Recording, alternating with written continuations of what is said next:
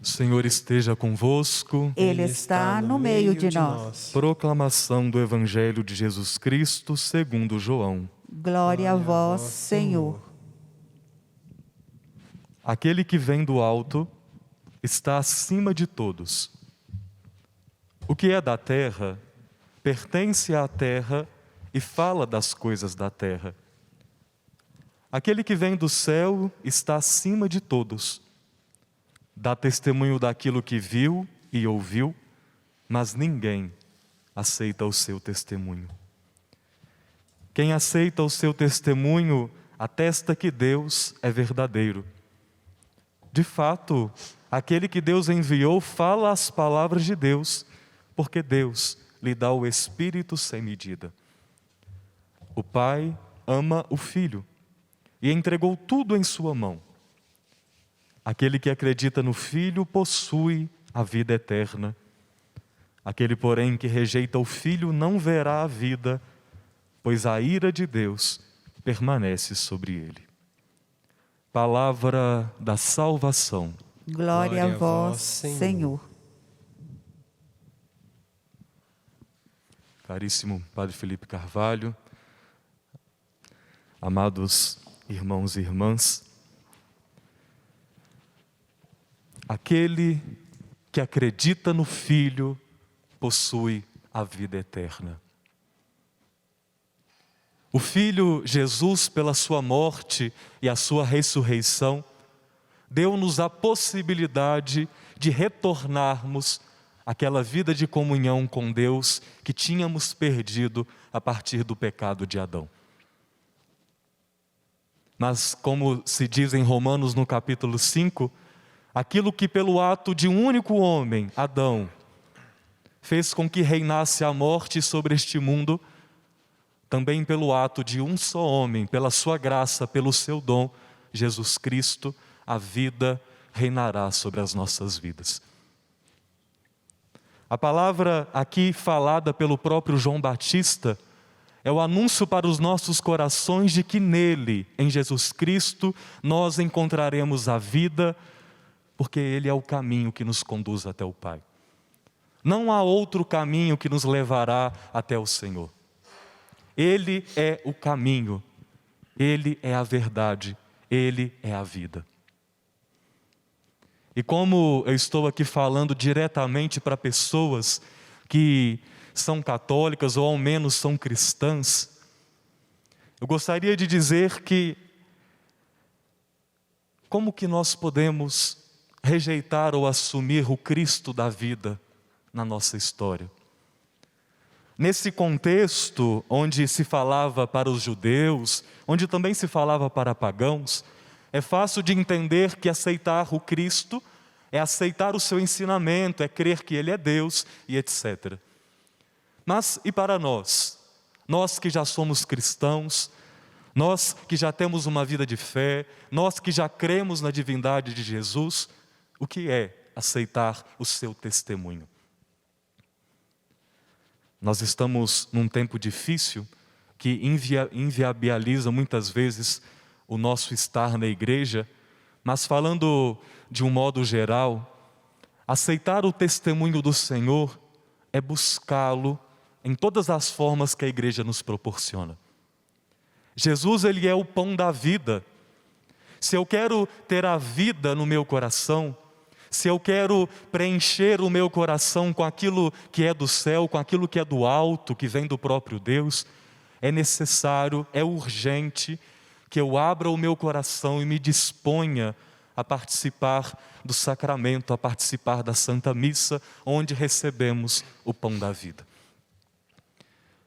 Se eu quero ter o meu coração habitado por essa graça que é o Senhor, Ele que é a palavra da vida, é urgente, é necessário e é possível nos dias de hoje abrir a sua Bíblia na sua casa e ler a palavra de Deus, que é a palavra da vida, que alimenta o nosso coração, que nos fortalece, que nos dá coragem, que nos enche de paz e de uma alegria verdadeira.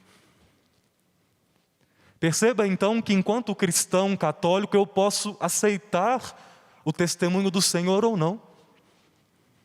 Porque não basta ter aquele tipo de discurso, eu creio em Deus, mas um creio que não tem nenhum comprometimento. Não tem oração, não tem leitura bíblica, não tem a participação no culto, não tem nada. Qual é esse tipo de fé? O Senhor, na sua exigência, não num mandamento vazio, mas na certeza de que nós precisamos do Senhor que é vida, Ele nos chama hoje a nos dispor a estar com Ele. E que bom que você fez esta escolha de estar sintonizado conosco neste momento, ouvindo a palavra da vida e celebrando o pão da vida que é o Senhor. Porque a nossa vida é uma escolha, como diz o Salmo 1. Eu coloco diante de você a vida e a morte, para que nós possamos fazer a escolha entre Jesus que nos leva ao Pai, entre esse Jesus que nos restitui a intimidade com o Senhor, ou então, rejeitando o seu testemunho, viver uma vida apartado daquilo que o Senhor quer para cada um de nós. Somos chamados à vida que o Senhor nos entregou a partir de Jesus Cristo. E tendo experimentado esta palavra, há muitos evangelizadores que estão neste momento nos ouvindo e nos vendo. A primeira leitura nos recorda sobre esta necessidade do anúncio.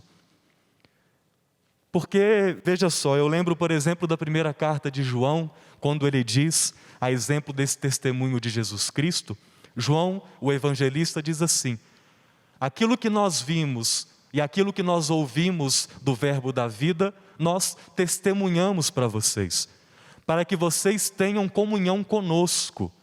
A nossa comunhão é com o Pai e com seu Filho Jesus Cristo. João, ele anuncia uma boa notícia, uma boa nova. É muito comum que a gente faça isso. Quando a gente recebe uma notícia boa, quando a gente descobre algo que é muito importante ou muito interessante, a gente quer transmitir isso para as pessoas. Nós queremos que as pessoas comunguem conosco daquilo que é bom, daquilo que é frutuoso. João, o evangelista, faz isso para a sua comunidade. E na primeira leitura nós ouvimos também dos apóstolos fazendo a mesma coisa, anunciando a vida que eles receberam em seu coração. Gente, a experiência com o Senhor, ela é tão forte, ela é tão profunda, que quando nós o experimentamos, quando nós vamos avançando para essa intimidade com o Senhor, só nos resta falar sobre esse amor. É a mesma experiência do apóstolo Paulo: ai de mim se eu não pregar o Evangelho. E aqui os apóstolos, eles foram proibidos de falar, de ensinar em nome de Jesus, mas eles não pararam, porque a experiência com o verbo da vida, a experiência com o Senhor, ela transborda do nosso coração. Ela não fica só aqui guardada como se fosse um tesouro escondido, mas como que colocada sob um candelabro, como que uma luz que ilumina todos os povos, ela vai ardendo dentro de nós e vai saindo do nosso coração e alcançando outras pessoas. É o Espírito Santo que sem medida habita no coração do Cristo e que pela nossa comunhão com Ele também passará a comunhão com as outras pessoas. Veja o tamanho da nossa responsabilidade e o tamanho dessa graça. Eu experimento do verbo da vida, eu me alimento da palavra da vida, eu me alimento do pão da vida, e essa vida ela vai germinando. Essa vida vai alcançando outras pessoas. Você que é pai, você que é mãe, você tem esse potencial, essa força, porque você é a imagem e semelhança do próprio Senhor, de levar essa vida para os seus filhos, no lugar do seu trabalho. E essa é a nossa missão, de ser este sal, essa luz que ilumina, que dá sabor, que tempera a vida das pessoas. Sejamos confiantes na força dessa palavra. Não tenhamos medo, mesmo que diante da proibição, da dificuldade, da perseguição, Mesmo que os preceitos do Evangelho às vezes tornam-se difíceis para nós, como diz Santo Agostinho, é difícil, Senhor, te seguir, mas também é impossível te deixar. É difícil seguir muitas vezes os seus mandamentos, Senhor, mas é impossível me apartar dessa vida que já tocou o meu coração. Abramos o nosso peito hoje a permitir que pela força do Espírito Santo a vida que é o Senhor habite em nós e que pelo nosso testemunho, a exemplo dos discípulos e apóstolos do Senhor, que muitas outras pessoas sejam convencidas que Jesus é o verbo da vida, que Jesus ele é o Senhor.